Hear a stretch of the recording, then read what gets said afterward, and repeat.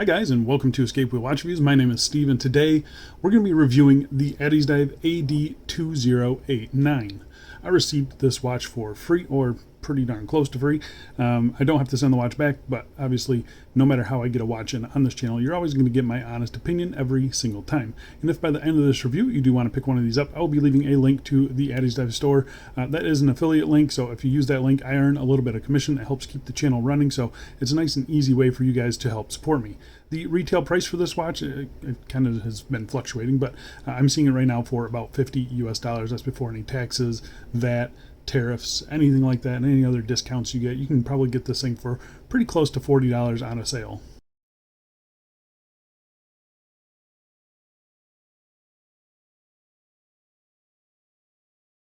The case is made of 316L stainless steel. It has a mineral crystal with anti-reflective coating, has a ceramic bezel insert, a screw-down crown, screw-down case back, 200 meters of claimed water resistance, Swiss BGW9 Lume on the dial and the hands, and the watch is powered by the Miyota 2115 quartz movement.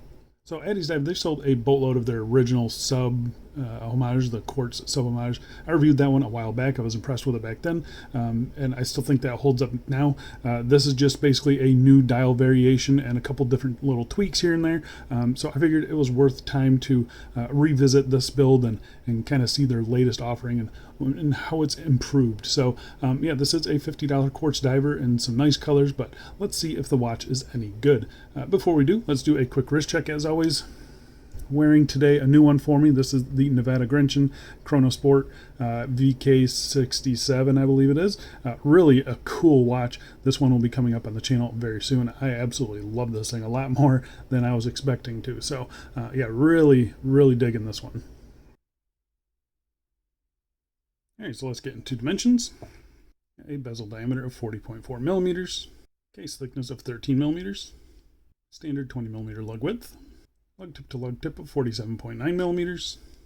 And on the supplied rubber strap, it weighs 84 grams. So it's your pretty typical Submariner style case and dimensions. Yeah, bang on what the previous version was, I'm pretty sure. I don't see anything that looks different or feels different. So yeah, if you've had one of these cases before from AddiesDive or Steeldive, I believe they're using the same case.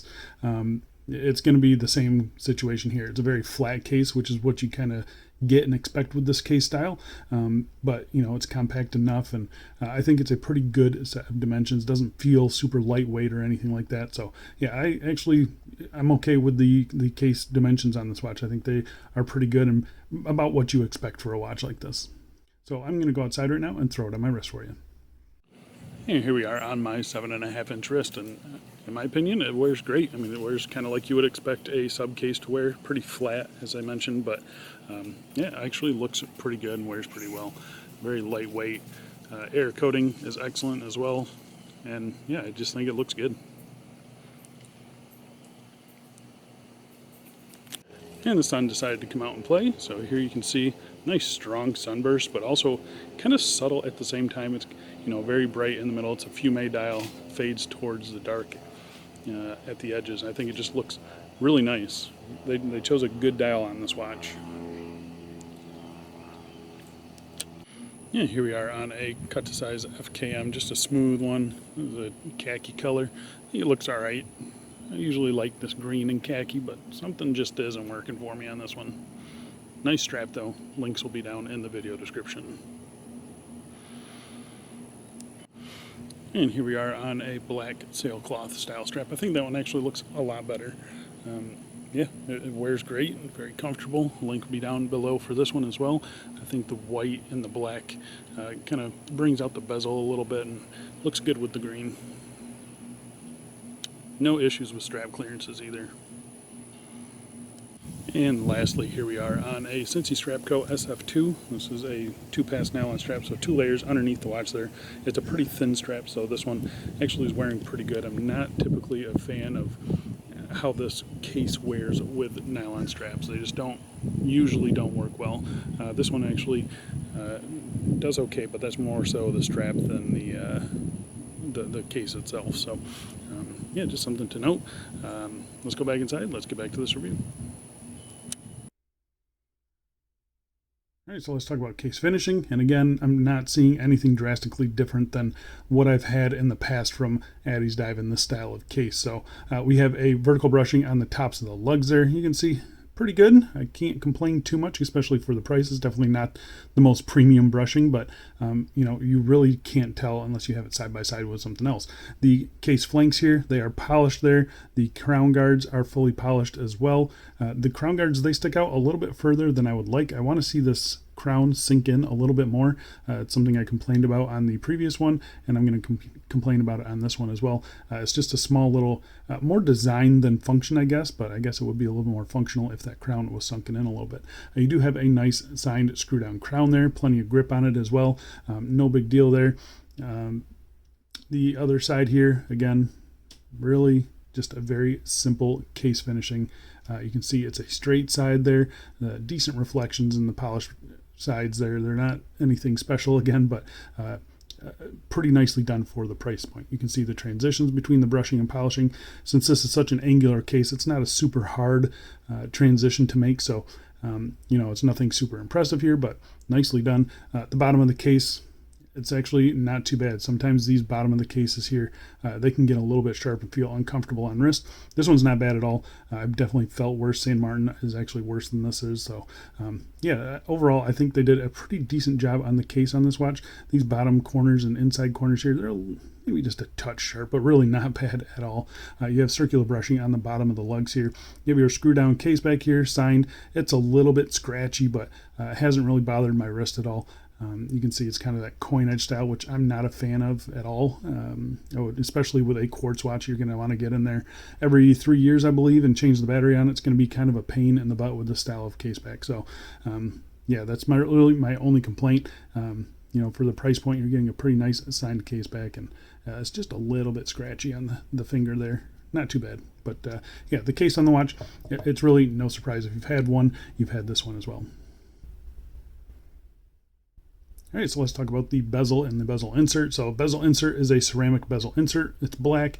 It's filled with Lume. You can see here the engravings are done pretty nice, pretty high quality, and I don't see any like paint bleed over or anything like that. You can see the alignment pretty much spot on. Eat your heart out, Seiko. Yeah, I don't have too much to complain about with the bezel insert, other than the Lume doesn't last as long as the dial, but that's not a huge deal. The bezel itself, stainless steel, got some brushing, got some polishing. It's done pretty nice, kind of that typical Submariner style coinage. Lots of grip. The bezel action, it's okay. It's a little bit light for my liking and doesn't really sound very premium, but the bezel action is actually pretty decent. You can see there's almost no play in the bezel. I'm trying to wiggle it here. I'm feeling just a little bit of movement, but really it's not bad at all.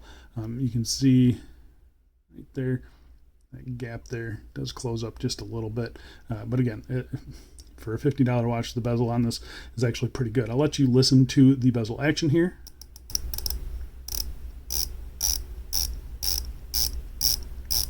So it's a pretty kind of tinny or very kind of hollow sounding.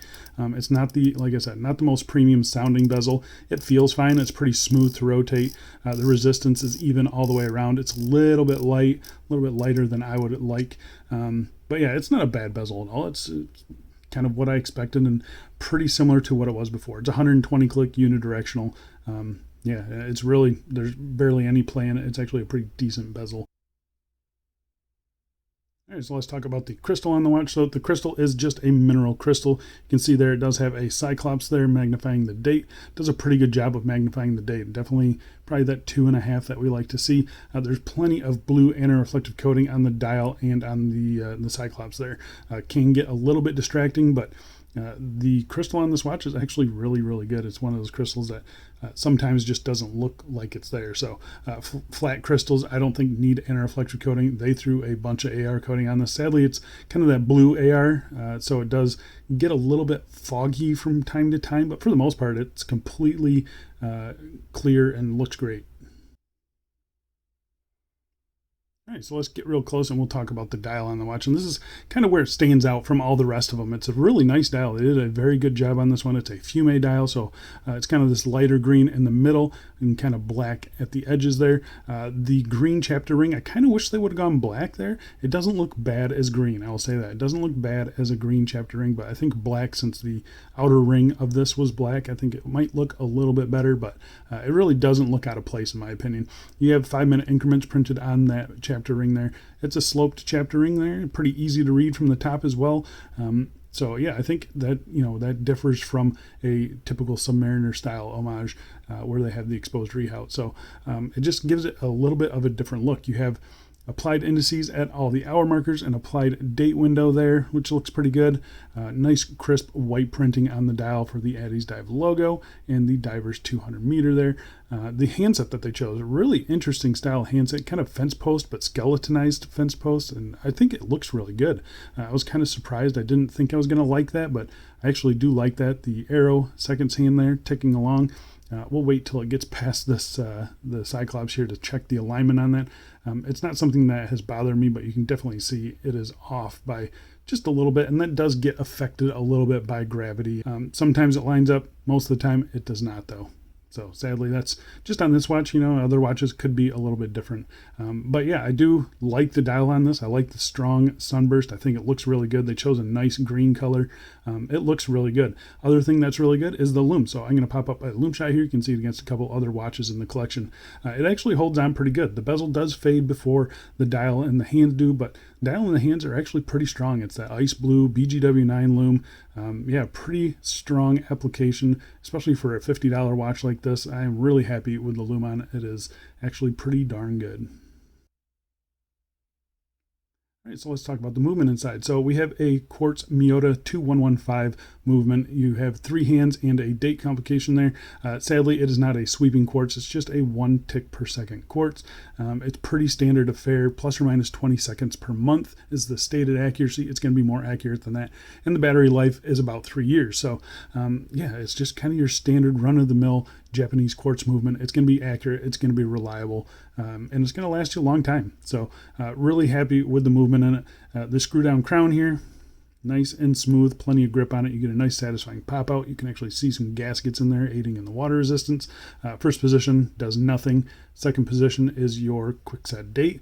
There's really no feedback in the crown as to where that position is, sadly. So yeah, just something you kind of gotta, fish around for.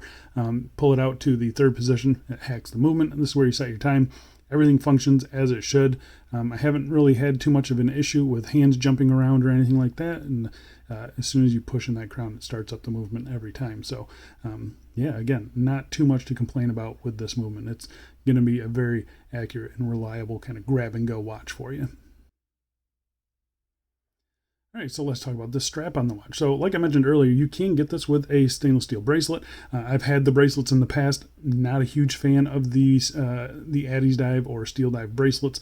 I know they've kind of improved the clasps, but the bracelets themselves are just not my cup of tea. They taper down to, I believe, 18 millimeters instead of 16 like you would expect in a watch like this. So it's just a couple things that I don't like, and that's why I opted for this rubber strap. I haven't had a rubber strap from AddiesDive before. So yeah, the rubber strap on this watch, actually pretty decent. It's not an FKM strap, but it is plenty flexible. It's got quick release spring bars, 20 millimeters tapering down to 18 millimeters at the clasp. It's actually a pretty nice strap. Like I said, it's pretty flexible. I think it looks good. If you fold it on the edge there, you can kind of see like the seam of it there, and you can also see the spring bars kind of poking through. So that's one thing that I kind of notice on wrist that I normally don't notice, is just the I guess the rotation of these spring bars in the strap. They're a little bit too high for me, and they sometimes poke down, so just a minor gripe. But the strap is actually pretty good. You got 2 floating keepers here. You have a stainless steel buckle. The thing I don't like about this buckle, when it sits on your wrist, let's see here, is that it kind of sits up like that. It doesn't sit flush. It hasn't been uncomfortable for me, but it's definitely something I noticed, and it's something that, it gets caught on things here and there. But yeah, I wish they would choose a different buckle. It's not a bad buckle, but it just doesn't fit the strap very well, in my opinion. So Other than that, though, I think, the strap is actually pretty good, and you can get them in color match to match the dial. So yeah, I like the strap, and it's probably what I would go for again, even though I'm not a huge fan of this. I like this setup better than I like the bracelet. So there you go, guys. That is the AddiesDive AD2089. If you guys are in the market for some pretty fun colors, kind of grab and go quartz dive watch, something you can go swimming with without worry, this is not a bad option at all. Like I said earlier, for $50 US, you can just about get a Casio Duro.